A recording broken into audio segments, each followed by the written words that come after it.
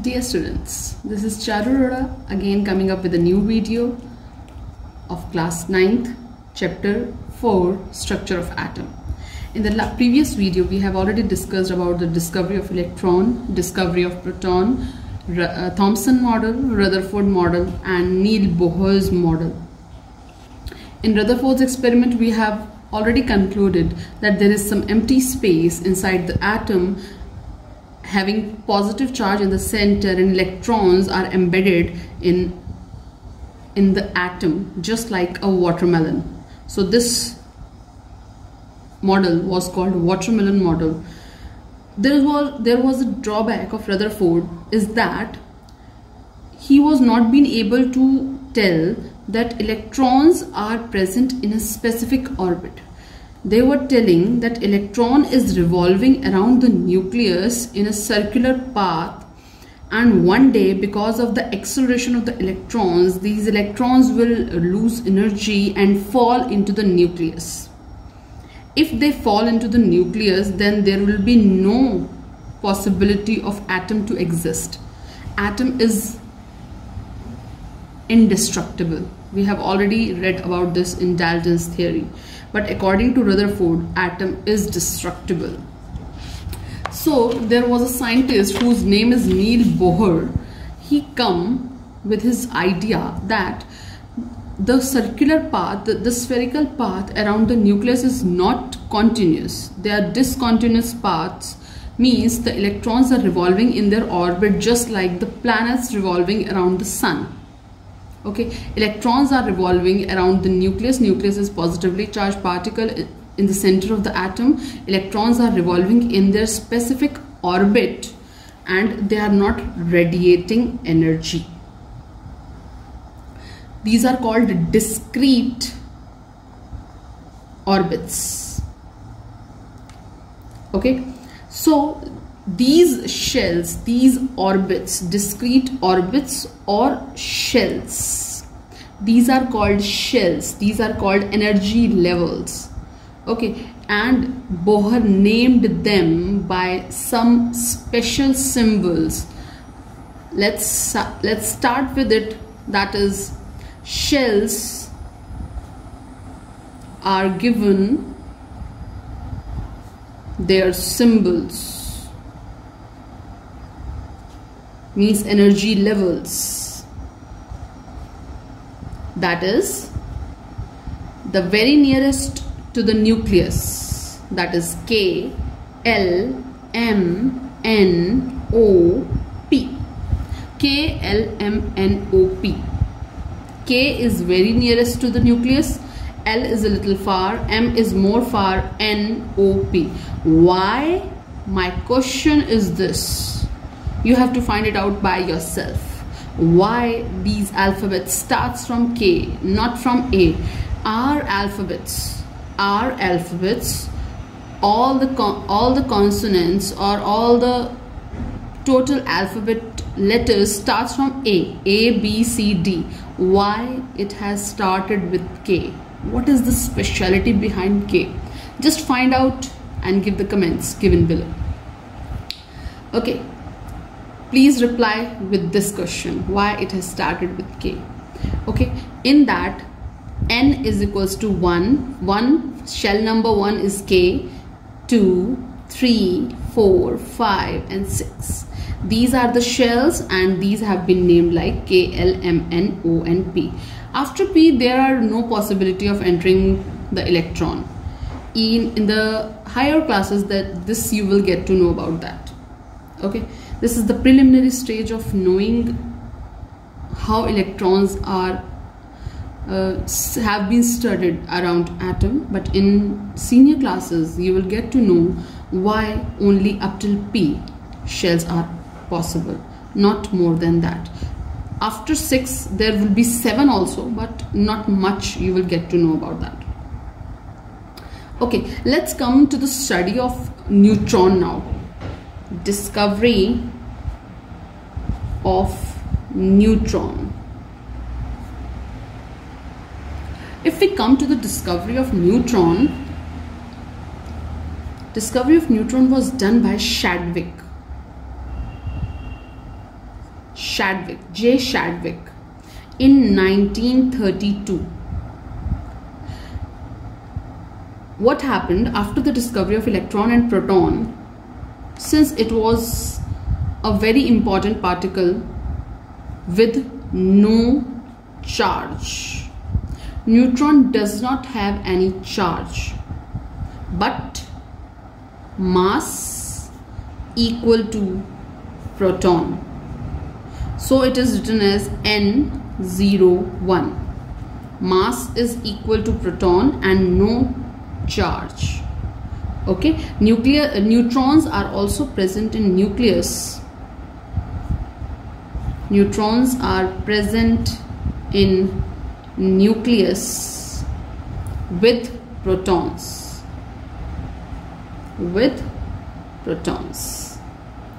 Okay, and the mass of the atom is total number of neutrons plus total number of protons. We'll come to that afterwards. Okay, coming back to the next topic, how are electrons distributed in different orbits? Let's come to the next topic. ये तो पता चल गया हमको कि electrons present हैं अपने अपने स्पेसिफिक ऑर्बिट में, अपने अपने शेल्स में, बट ये कैसे डिस्ट्रीब्यूटेड हैं अपने अपने शेल्स में, उसके बारे में एक बार बात कर लेते हैं. एक्चुअली इसका भी एक रूल है कि कितने इलेक्ट्रॉन्स आ सकते हैं न्यूक्लियस के पास शेल में, उसको कैसे काउंट किया जाता है. Maximum number of electrons that can be accommodated in a shell is 2n². ये क्या है ये 2n²? देखिए किस तरीके से इसको कैलकुलेट करते हैं. अगर हम k शेल की बात करें तो k का नंबर हमने किया था 1, n हमने वहां किया था, n पे नंबर 1 पे हमने k शेल नाम दिया था. तो अगर हम n की वैल्यू यहाँ नंबर 1 डाल दें, this is the first shell, तो 2 1 की power square that is 2 electrons. k shell में सिर्फ 2 ही इलेक्ट्रॉन्स आ सकते हैं, सिर्फ 2 electrons. Next come to l, kl. l का नंबर है 2, L का नंबर है 2, तो 2 के हिसाब से हो गया 2 की square that is 2 to 4 to 8 electrons. L shell में 8 इलेक्ट्रॉन्स आ सकते हैं. M पे आते हैं, M का नंबर है 3, तो यहाँ पे रख देते हैं 3 का स्क्वायर, 3 9 9 to 18 इलेक्ट्रॉन्स आ सकते हैं M शेल में. And with all that N 4 number 4 का square, 4 4 16 16 to 32 electrons can be accommodated in the N shell, and so on. How these electrons are filled, I'll tell you. Maximum number of electrons that can be accommodated in an outermost orbit is 8. Only 8 electrons that can be accommodated. Okay, and electrons and shells are filled in a stepwise manner. The stepwise manner is 2 8 8. 2 8 means 2 and 8. Second shell में 8 आ गया. अब 8 के बाद कितने और आ सकते हैं? 10 हो गई ये ऑलरेडी. ठीक है, नेक्स्ट में 18 आ सकते हैं, तो 2 and 8 10 और 8 और आ सकते हैं नेक्स्ट में टोटल में, तो टोटल हो गए 18. ओके, नेक्स्ट उसके बाद यहाँ तक 18 हो गए, 2 8 8. फिर उसके बाद 18 18 कैसे आएंगे? देखिए 18 यहाँ तक हो गए. 18 के बाद हमने यहाँ तक कर लिया. 18 के बाद 18 और 2 8 8 18 32 ऐसे फिलिंग होती है हमारे इलेक्ट्रॉन्स की शेल्स में. ठीक है, तो एक बार स्टार्ट करते हैं कि किस तरीके से ये फिलिंग की जाती है. एक बार चेक कर लेते हैं. एग्जाम्पल ले लेते हैं सबसे पहला हाइड्रोजन का. हाइड्रोजन का एटॉमिक नंबर 1. तो कैसे फिलिंग होगी? सेंटर में nucleus. Okay, first shell K, एक ही इलेक्ट्रॉन है इसके पास. फर्स्ट शेल में सिर्फ 2 इलेक्ट्रॉन्स दे सकते हैं हम, तो फर्स्ट शेल में 1 इलेक्ट्रॉन आ गया. That's it. This is the atomic structure of hydrogen. Second पे आते हैं. Let's suppose I am taking lithium with atomic number 3. कैसे करेंगे? देखो 3 पहले शेल में सिर्फ 2 ही इलेक्ट्रॉन्स आ सकते हैं. लिख लेते हैं. पहले शेल में 2 इलेक्ट्रॉन्स, 3 में से 2 गया, 1 बचा. अब 8 आ सकते थे और इसके पास सिर्फ 1 है. So this valence electron is called, this left over electron is called valency. Okay, this left over electron is called valency in each and every atom. एक बार फिर इसको बना लेते हैं. पॉजिटिव चार्ज न्यूक्लियस का, फर्स्ट शेल के shell 2 electron आ गए, इसमें मेंशन कर लिए। सेकंड शेल में 1 इलेक्ट्रॉन आ सकता है। टोटल 8 आ सकते हैं, बट यहाँ सिर्फ 1 इलेक्ट्रॉन आया है। This is the atomic structure of lithium. Okay, next come to sodium, atomic number 11। I am preparing it. 11 के हिसाब से हो गया, फर्स्ट शेल में 2 आ सकते हैं, सेकंड में 8 आ सकते हैं, थर्ड में टोटल 8 आ सकते हैं। टोटल मतलब 18 आ सकते हैं टोटल। तो टोटल 18 लाने के लिए क्या करना होगा, टोटल 18 लाने के लिए क्या करना होगा हमको, इसमें एक और ऐड करना होगा। 8 आ सकते थे टोटल, बट यहाँ सिर्फ 1 आ सकता है। क्यों? क्योंकि इसके पास बचा हुआ सिर्फ 1 ही है। 8 और 2 10, 10 हो गए। 10 + 1 इज 11, टोटल हो गया 11। मेंशन कर लेते हैं, स्ट्रक्चर बना लेते हैं। सेंटर में nucleus, first shell 2 electrons, second shell 8 electrons, 1 2 3 4 5 6 7 and 8, and third shell only 1 electron. So this is the atomic structure of sodium. This is the atomic structure of sodium. Okay, let's come to the next. अगर हम यहाँ बात करें साथ साथ ही valency की, what is valency? Valency is the number of electrons present in the outermost shell. Number of electrons in outermost shell. और ये outermost shell वैलेंसी का मतलब क्या होता है? वैलेंस इलेक्ट्रॉन्स का मतलब क्या है यहाँ पर? वैलेंस इलेक्ट्रॉन्स का मतलब होता है ये वैलेंस इलेक्ट्रॉन्स की वजह से ही कोई भी एटम रिएक्ट करता है अपना क्या पूरा करने के लिए, अपना ड्यूप्लेट या octet. For 8 it is called octet, for 2 it is called duplet, for 2 it is called duplet and for 8 it is called octet. Her element chemical reaction के दौरान या तो अपना ड्यूप्लेट पूरा करना चाहता है या अपना ऑक्टेट पूरा करना चाहता है। तो अपना ऑक्टेट पूरा करने के चक्कर में वो क्या करता है, या तो इलेक्ट्रॉन्स देगा या लेगा। ठीक है, जब इलेक्ट्रॉन्स देगा या लेगा तो उस हिसाब से वो रिएक्शन कर लेगा। ठीक है, एक आधा एग्जाम्पल और ले लेते हैं ताकि क्लियर हो जाए ये पॉइंट पूरा ही। नेक्स्ट एग्जाम्पल मैं ले रही हूं ऑक्सीजन का,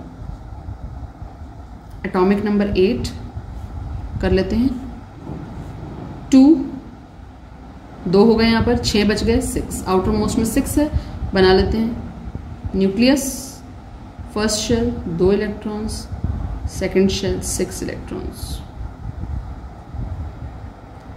ठीक है, नेक्स्ट एक और कर लेते हैं, क्लोरीन कर लेते हैं।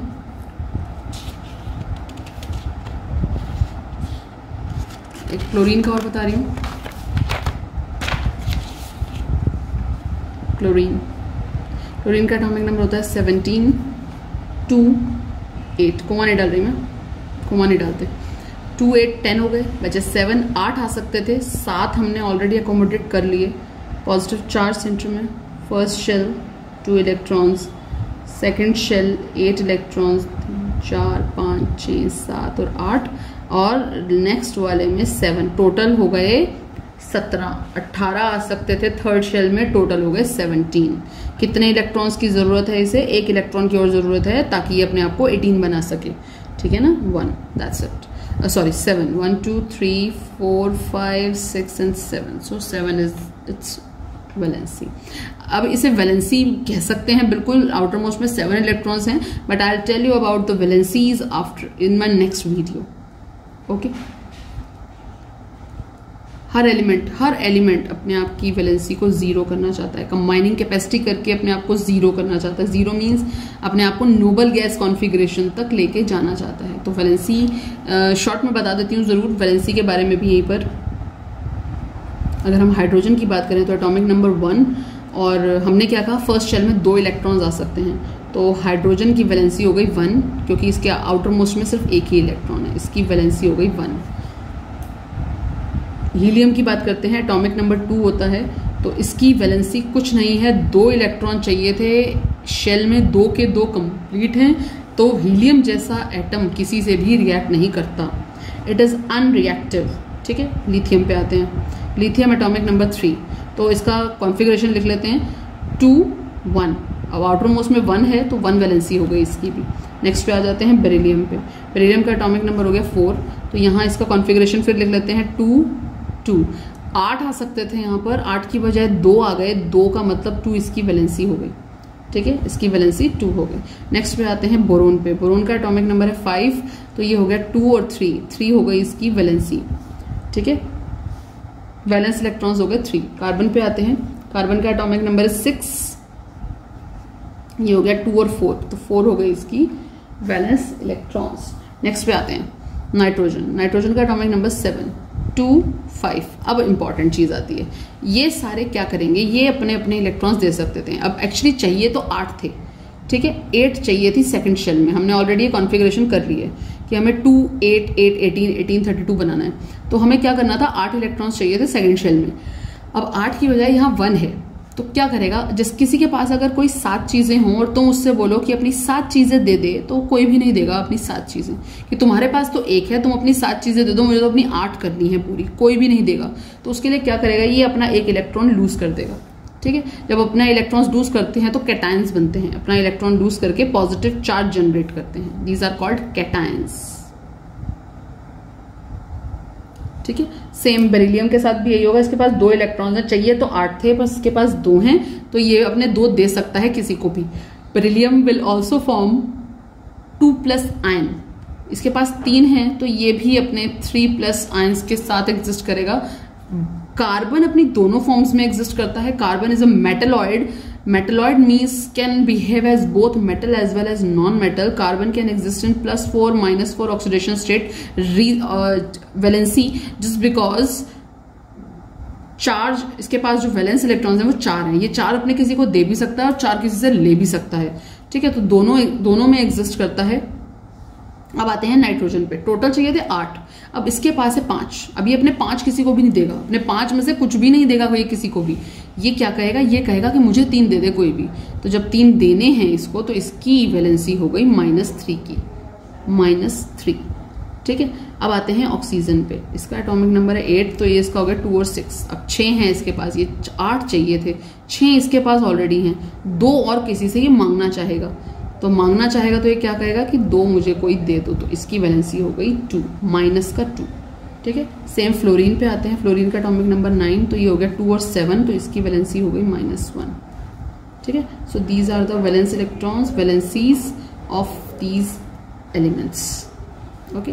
Next coming to neon with atomic number 10, 2 and 8।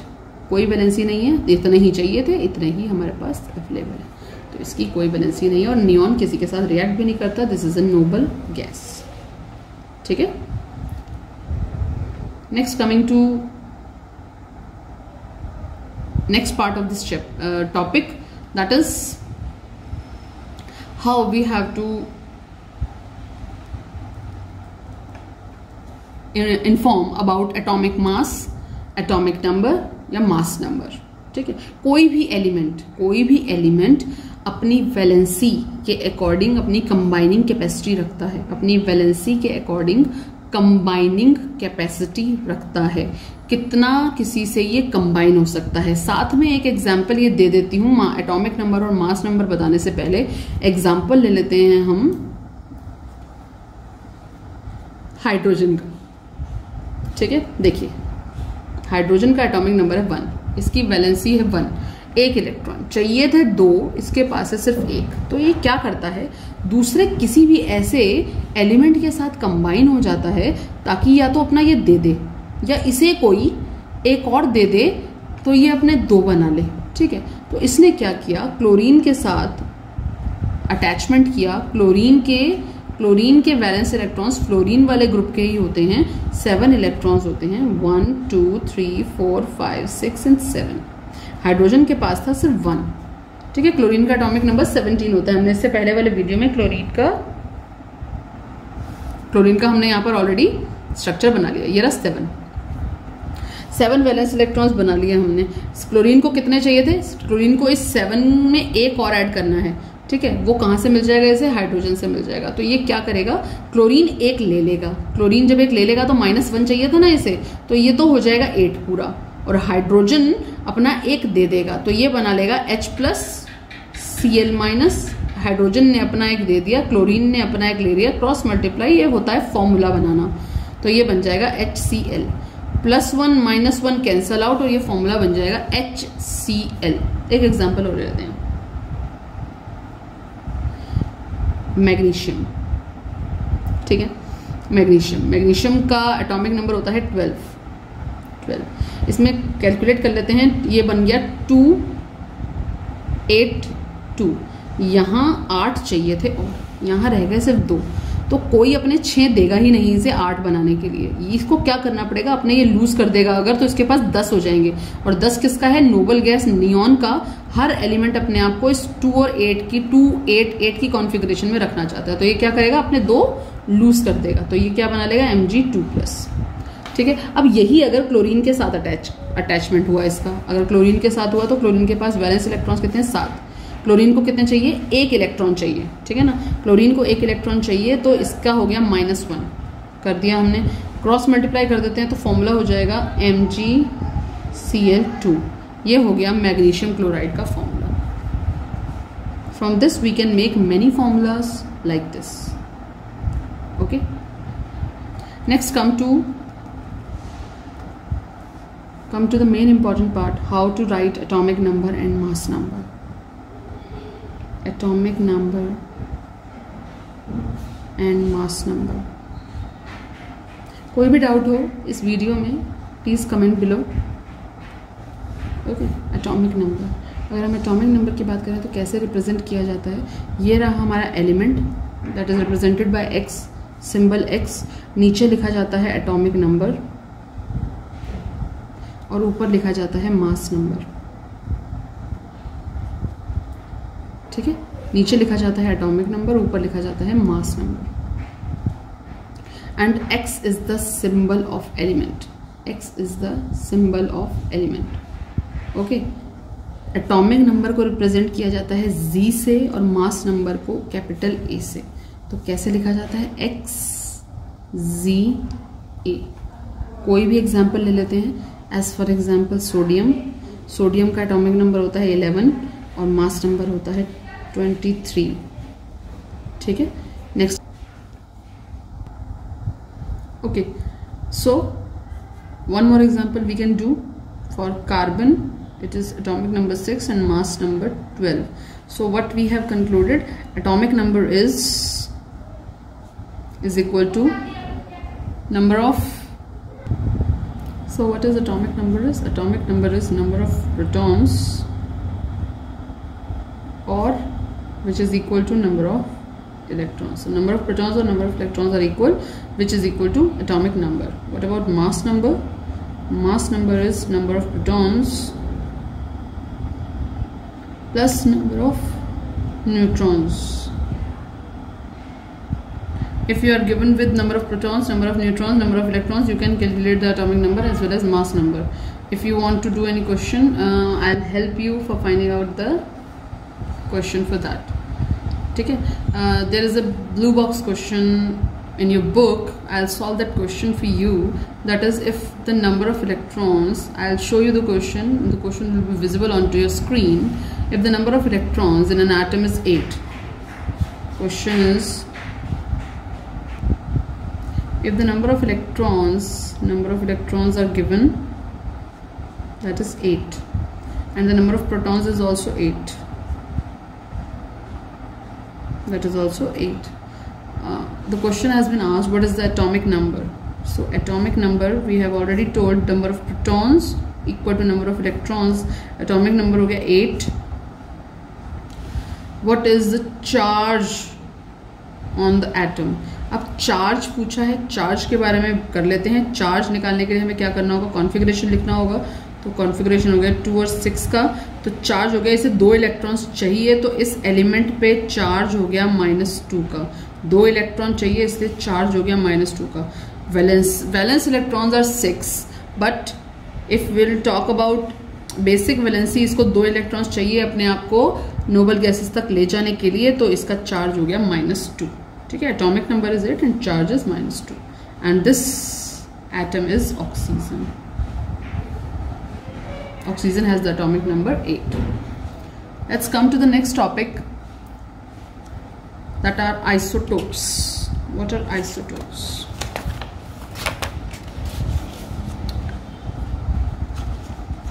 Isotopes. What are isotopes? Isotopes are atoms of some element having same atomic number but different mass number. Example ले लेते हैं. एटॉमिक नंबर सेम होना चाहिए. Atoms of some elements, एक element के और अलग अलग फॉर्म्स जिसमें एटॉमिक नंबर तो सेम होगा but mass number different different हो सकता है. As for example hydrogen. Hydrogen that is, hydrogen के 3 आइसोटोप्स हैं. First protium, second deuterium, third tritium. Protium is H. Protium is atomic number 1, mass number 1. Deuterium is atomic number 1, mass number 2. Tritium is atomic number 1, mass number 3. So these are called isotopes. Same atomic number but different mass number. Protium, deuterium, tritium. There are many other elements, those having more isotopes. One more example I am giving you, that is of carbon. Carbon has 2 isotopes, that is carbon 12 and carbon 14. Okay, one more example is also mentioned in your book, that is for chlorine. Chlorine has 2 isotopes, that is 35 and chlorine 37. Okay, on these bases you can find out the exact molecular mass or masses of isotopic form. Okay, next, considering why these isotopes have been used. If you want to know, that I can also tell you about that. The various isotopes of iodine are used in the treatment of goiter. The isotopes of carbon 14 especially, has been used for carbon dating. What is carbon dating? Again, you have to find out. First question you have to find out is why it has started with K, L, M and OP, why not with A, B, C? And second is, what is carbon dating? Very important for you people to know. Isotopes of cobalt has also been used for the treatment of cancer. Okay, and the last topic for this chapter is isobars, in which atoms of some elements having same mass number but different atomic number. Same mass number but different atomic number. Example, calcium and argon. Calcium atomic number 20, mass number 40, and argon atomic number 18 but mass number 40.